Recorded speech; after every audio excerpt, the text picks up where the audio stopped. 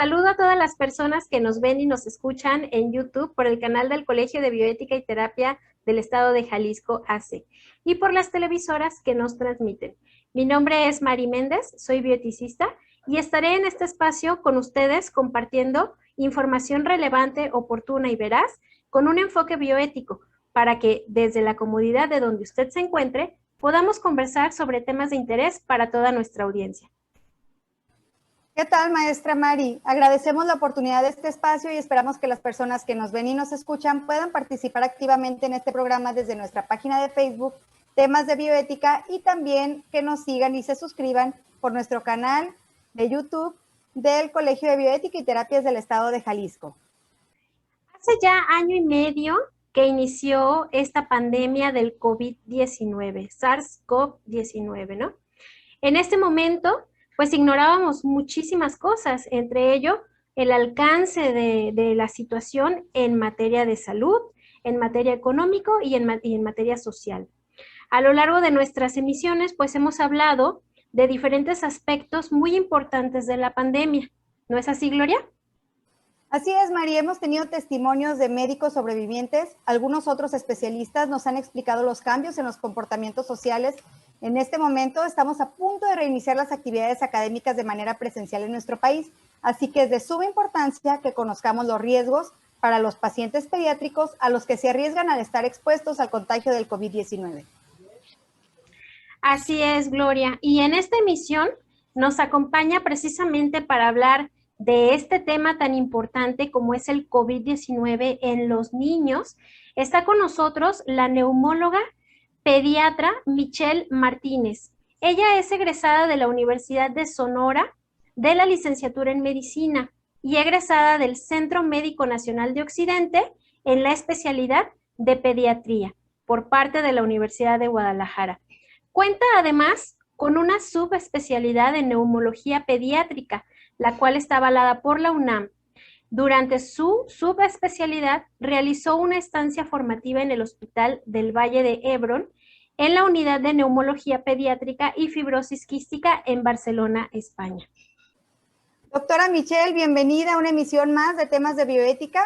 En este momento estaremos preparados como país y como sociedad para exponer a nuestros niños al contagio. Bienvenida, doctora.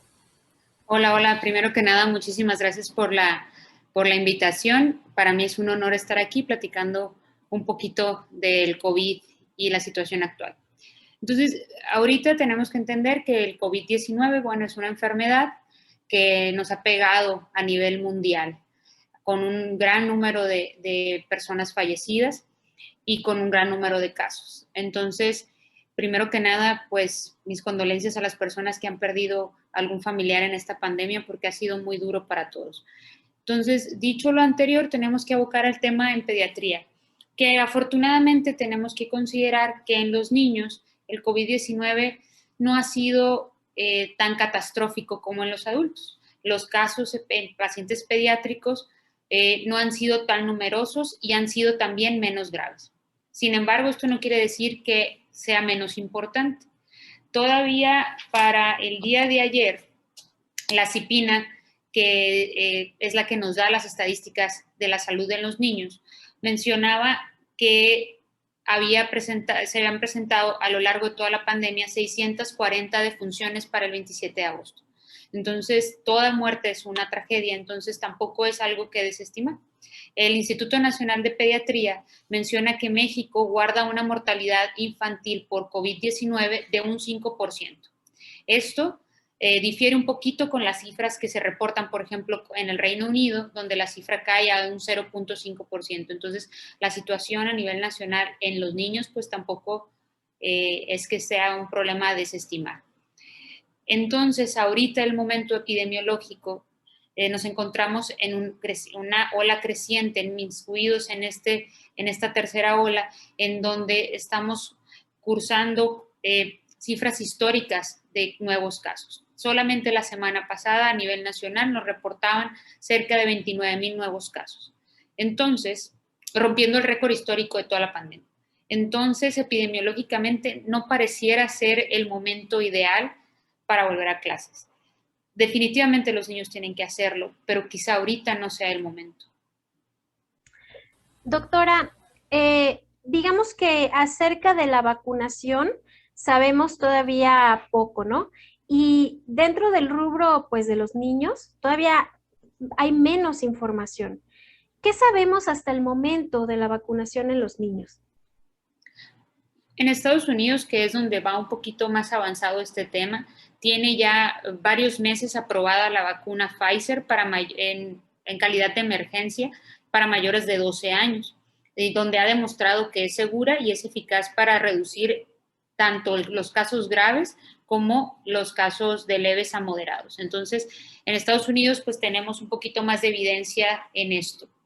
Y también ya se aprobó para los mayores de 16 años de manera absoluta la vacuna, ya no de una manera de emergencia, sino que ya cumplió con todos los requisitos para aprobarlo de una manera total.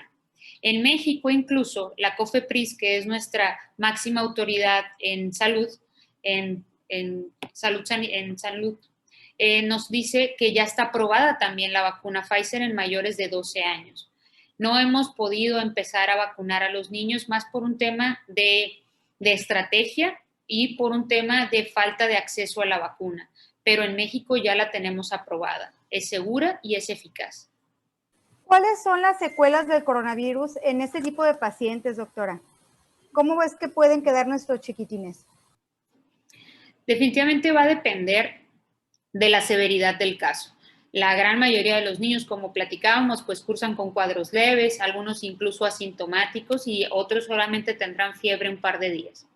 Pero hemos visto un creciente número de casos de adolescentes que desarrollan neumonía y pueden tener secuelas al igual que los adultos, requerir oxígeno suplementario, requerir rehabilitación pulmonar.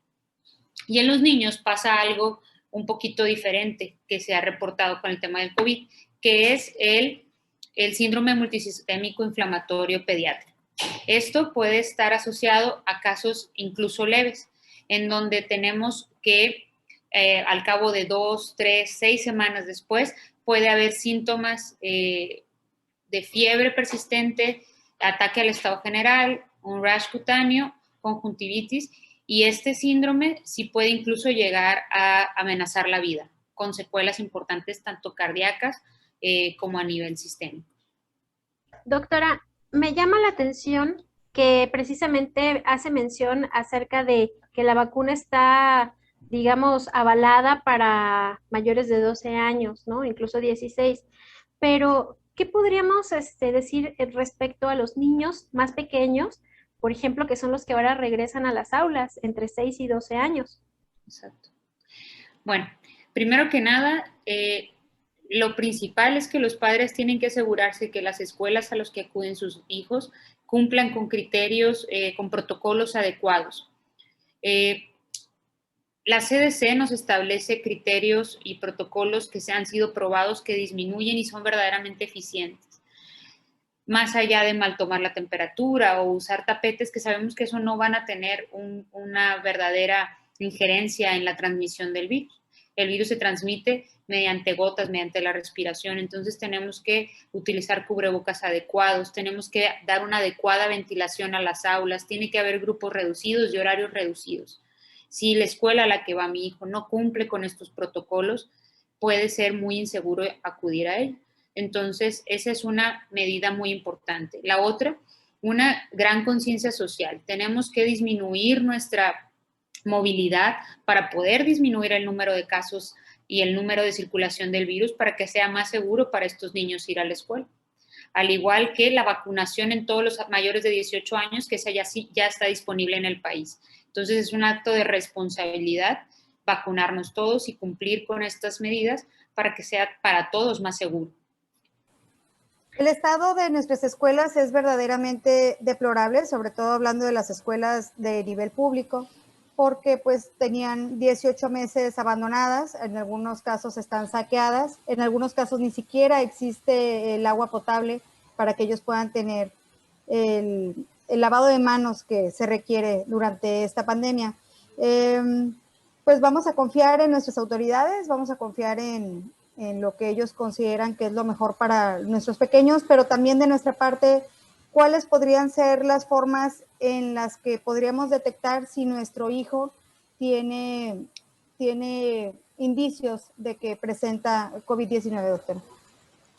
Tenemos que estar muy atentos ante cualquier síntoma que nos haga pensar que está enfermo, para empezar. No necesariamente de COVID, que está enfermo. ¿Por qué? Porque el COVID en los niños tiene un cuadro muy heterogéneo. Pueden cursar solamente con moquitos, pueden cursar solamente con fiebre, pueden solamente tener diarrea. Entonces, ante cualquier dato de que mi hijo está enfermo, no es que yo vaya a salir corriendo y asustarme, simplemente tengo que ver, a ver, está enfermo y aparte fuimos a una piñata, fuimos a un campamento, fuimos a las clases y aparte yo también me siento mal, o sea, el tema epidemiológico, y ahí sí tener la responsabilidad de aislarnos, asumirnos como enfermos, incluso antes de tener acceso a una prueba, y acudir a atención médica. Si el médico considera que cumple con un cuadro sugerente de COVID, realizar la prueba confirmatoria y terminar el aislamiento para aislar avisar a los contactos, es decir, a las personas que estuvieran en contacto con el niño, y todos guardar aislamiento para evitar brotes, sobre todo brotes importantes en las escuelas y que incluso las lleven a cerrar. Doctora, ¿hay alguna forma de poder, digamos, reforzar el sistema inmunológico de los niños? Sabemos que su sistema inmunológico es bastante activo, pero en pro de mejorar un poquito su sistema inmune, ¿hay algo que podamos hacer? Sin lugar a dudas, una alimentación saludable, una alimentación balanceada y la actividad física son las mejores herramientas que tenemos para estar saludables. No necesitamos vitaminas, no necesitamos suplementos. La gran mayoría de los nutrientes los adquirimos en la alimentación. Entonces, salvo que ese paciente, el niño o el adulto, tenga alguna deficiencia ya detectada, alguna enfermedad detectada que necesite alguna complementación con vitaminas o suplementos, entonces se estaría indicada. Fuera de eso, alimentarnos sanamente, realizar actividad física diariamente, nos va a tener un estado de salud adecuado que nos permita combatir las infecciones. En caso de que ya tenemos un paciente pediátrico confirmado con positivo de COVID, ¿cuál sería el nivel de saturación que debería de ser el menor aceptado como para ya podernoslo llevar a un hospital? La saturación de oxígeno también varía de acuerdo a la altitud en la que nos encontramos. Por ejemplo, en la Ciudad de México, que estamos a 2.500 metros por arriba del nivel del mar, pues no es lo mismo a la Ciudad de Guadalajara, que está alrededor de 1.600 metros o al nivel del mar. Pero está aceptable que en promedio debemos de andar por arriba de 95%. Si mi saturación de oxígeno está por debajo de 95, pero arriba de 90, digamos que es un foquito amarillo que yo tengo que avisarle a mi médico tratante, al pediatra, al neumólogo pediatra, para valorar a este paciente. Y si la saturación de oxígeno está por debajo de 90, eso es una urgencia y hay que acudir al médico, incluso si el paciente no se siente mal, digámoslo así. Definitivamente la decisión de, pues, llevar a los niños nuevamente a sus aulas es una decisión que para muchos padres es un poco difícil, ¿no? Estamos como entre la espada y la pared, con miedo a que si mandamos a nuestros niños a la escuela se contagien de COVID, pero también del otro lado está pues todo el rezago que podríamos decir social, educativo, a lo que pudieran estar viviendo en este momento. Doctora, ¿qué le gustaría aportar para concluir el tema? Bueno, primero que nada, pues continuemos cuidándonos, ¿no? Creo que esta tercera ola ha tenido mucho que ver con una falsa sensación de seguridad que generó el estar ya algunas personas vacunadas. También tiene que ver que ya muchos están muy cansados del aislamiento y relajamos las medidas. Entonces, simplemente aguantemos un poco más, vacunémonos, usemos cubrebocas adecuado y pues sigamos cuidándonos, cuidemos sobre todo a lo más preciado que tenemos ahorita, que son nuestros niños. Entonces, a seguirnos cuidando y para poder cuidar a los demás. Así es, doctora, muchas gracias. Definitivamente la exposición de nuestros niños es absolutamente nuestra decisión y nuestra responsabilidad. Por las condiciones económicas de nuestro país es muy difícil mantenerlos en casa, ya que los padres nos vemos obligados a laborar. y por otro lado, la carencia de infraestructura adecuada en las escuelas. Así es, Gloria. Lo que verdaderamente es importante es que conozcamos los riesgos que asumimos, que conozcamos también cuáles son los síntomas que se presentan cuando alguno de nuestros niños pues pueda estar contagiado de SARS-CoV-19 y también conocer las formas para prevenir precisamente el contagio. Ya nos lo decía la doctora muy atinadamente. Le agradecemos a la doctora Michelle Martínez el haber compartido con nosotros su amplia experiencia en este tema. Así es. Doctora Michelle, ¿dónde la podemos encontrar en la ciudad de Hermosillo? Bueno, yo me encuentro en Hospital San José Hermosillo. También me pueden encontrar en redes sociales como doctora Michelle Martínez, tanto en Facebook como en Instagram, donde vendrán los datos de contacto y si alguien tiene alguna duda puede mandarme un mensajito a través de redes sociales y con gusto los puedo apoyar y también también mediante telemedicina y mediante consultas en línea, pues es como hemos ido tratando de apoyar en esta pandemia, ¿no? Muy bien, muchas gracias. Los esperamos en nuestra siguiente emisión. Les recordamos que nos pueden contactar por medio de nuestra página de Facebook Temas de Bioética. Gracias a nuestra audiencia, gracias Mari y por supuesto a nuestra invitada, la doctora Michelle Martínez, neumóloga pediatra, por acompañarnos. Ha sido un placer estar en este espacio con todos ustedes. Nos vemos más adelante por el canal de YouTube del Colegio de Bioética y Terapia del Estado de Jalisco. Hasta la próxima.